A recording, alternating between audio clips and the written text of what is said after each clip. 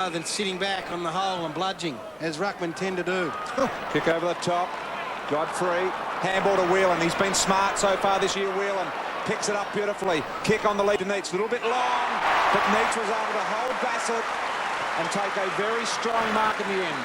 And Brian, in answer to your earlier question, that would just be a starting point, I would think, for Melbourne at centre bounces. If they win the ball out of the middle, at least Neitz has run out. They'll just spread out as the game unfolds, and he will slowly go back to the goal square on his own. And one out, Bassett won't be able to go with Neitz. No chance. David Neitz lines up. Not a good weekend for David Neitz last weekend. Will this week be different? He likes that. David Neitz gets his first, the Demons second. Well, to pinch a well-used line from our man from Western Australia. This was centimetre perfect, Gary, this kick coming in. An exceptional shot, and Neitz, this was his third attempt. He had to get that one. Just good use of the body. And it's amazing how the fortunes can change. We saw Dustin Fletcher chopped up on Friday night after being best on the ground against David Neitz. And Neitz so far this weekend is off to a fly. As a result of Robbins' kick, McDonald, Melbourne just holding onto the ball. Godfrey flicks it out wide. Green back into Bizzle. Now they can straighten up. Bizzle's kick looking for the skipper is a good one. And he just got away from Bassett far too easily there. He got 5 metres on him. And that was in the space of about 3 strides. Ding, ding, ding, ding, ding, ding, ding, Jared. Danger, that is? danger. That is the warning bell. For who, guys? From the bloke on the Burke Street tram that's listening to Channel 9 suggesting, is Bassett going to be shifted now, or they wait till Neitz kick 4? Well, he's about to make it 2. And that was as easy as you like. In come Neitz, kicking to the Tony Lockett end. And like Tony Lockett, he's found the big sticks. 2 to David Neitz.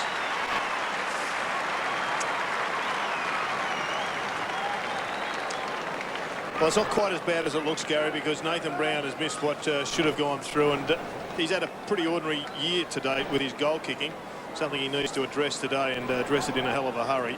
Bit stiff on Bassett, and perhaps we're being a bit hard early, because it would have been tough for even the greatest of fullbacks to have stopped that one, but he just doesn't look physically capable of matching it with Neitz, and it looks as if they've made the change already. Well, that's a mental thing, and that would appear to be half the problem at the moment. I mean, these blokes can kick the footy, there's no doubt about it. If you go down to training, you'd watch them and get them out in match day, and they're struggling. It's probably one of their strengths. Their field kicking as Ward nails Neitz on the lead with a lovely kick. No defender can cope with that sort of delivery as Croft comes off and Patrick Bowden on. On the other hand, the delivery up the other end has been pretty well spot on. David Neitz has enjoyed some pretty good supply 20 minutes into this first quarter. Neitz for goal number 3 of the quarter as we close the quarter down with 5 minutes just under remaining. Now, plenty of goal face here to work with David Neitz. It's not a frightening shot for goal by any means. He does drag a little bit right to left. Kick on its way. Nice kick, goal. David Neitz has 3 in the first quarter.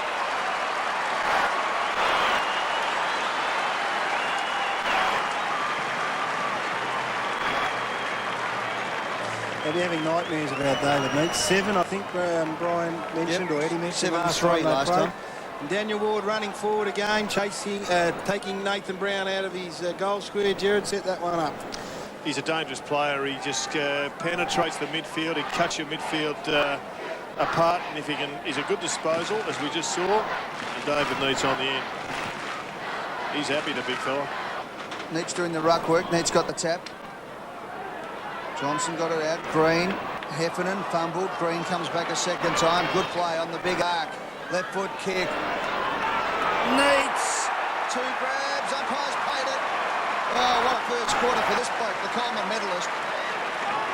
And he's kicked 3 goals so far in this game. And I think as important as anything, Gary, is that 2 of them have been within 15 metres of the goals. Yeah, and Eddie, the first 2 marking contests, he went after David Neitz. He had his hands on them clearly, both of them, and they just slipped out. And even then, the early sign was that had his timing back, and he could be set for some rather large tally. Well, this will be number 4 if he can slot it.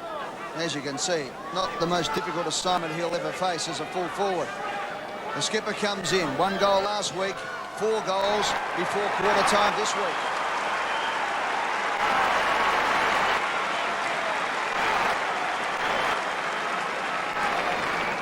What's plan C, Jared? I reckon Croft is your next option, Gary. He's not getting a sniff in the forward line. Why not put him up there and try and get the big bloke going body on body? Well, they've taken 6 marks inside 50, Melbourne. The Doggies only 2 up the other end. I think you're absolutely right. Matthew Croft has got to get down there at some stage and try and put a bit of physical pressure on the big fella, because he looks unstoppable at the minute. Long kick. Garlick had to sit under it for a long time. It was good play by Godfrey to bring it to ground. Johnson's kick inside is a good one too to Lee and Kelly. Robertson is in the square all on his own. Neitz can go back.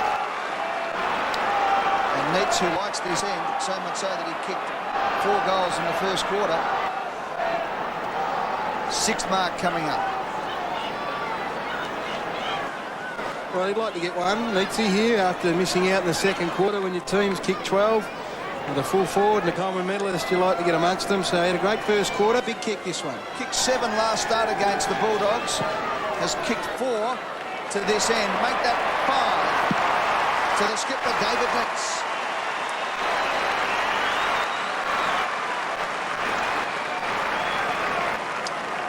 Well, it's unbelievable. Neitz is kicking goals from outside 50 and just 10 minutes by car down the road. They'd be lucky to be kicking them 15 metres, 50, well, let's realistically call it 35 metres at the MCG. It is absolutely bucketing down outside, and that's why the Telstra Dome has been a marvellous addition, particularly when the roof's closed. Yeah, I mean, you talk about the negatives, but they wouldn't be too wrapped with what they've seen. 17 minutes to turn it around, the Doggies. Melbourne just running forward. Cameron Bruce again. It was Green, in fact, who got it up to Bruce. Here he is. Green on the right foot. Puts it out in front. Neitz. That's great body work, yeah. Sensational stuff. We'll get another look at this. He knew that Croft was coming, but the big man, the captain of the Demons, he just gave Croft a little bit of a bump and set up what's going to be another shot at goal. Have a look at his body work. There it is. Boom. Into the side. All legitimate. That's good use, Gary. Powerful man is David Neitz, and sometimes you can hit a person as both legs are off the ground and the defender's running, and the hit becomes even more effective. He's kicked 5 goals. That was his 8th mark. In he comes, and he bends it back, and nothing. Goal number 6 to David Neitz.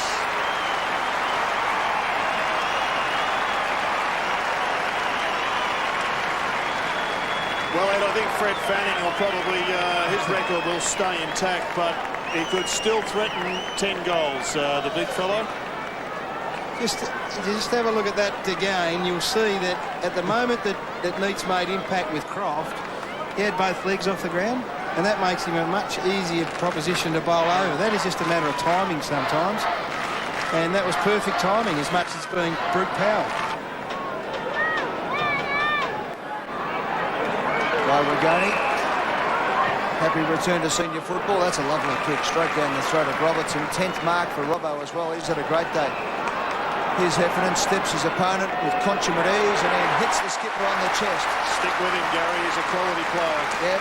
No, I haven't jumped off. I just has been a bit slower. I've been one that has been very positive about the recruiting of him, but he just has been pretty quiet. But this is an indication of what he is capable of. And David Neitz picked up 3 Brownlow votes last time they played against the Bulldogs. He kicked 7 goals, 3. At the moment, he has 6 goals, 2 to his name today.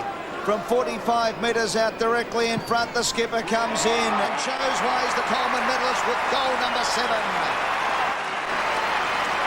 He now goes to the top of the AFL goal-kicking table with 13 goals. And he really does penetrate the air when he kicks, and they are the best looking kicks in the competition rather than the up and unders. Anybody who's got the ability to spear the ball, I think, is a far better kick. And here's the man in question, Chris Heffernan.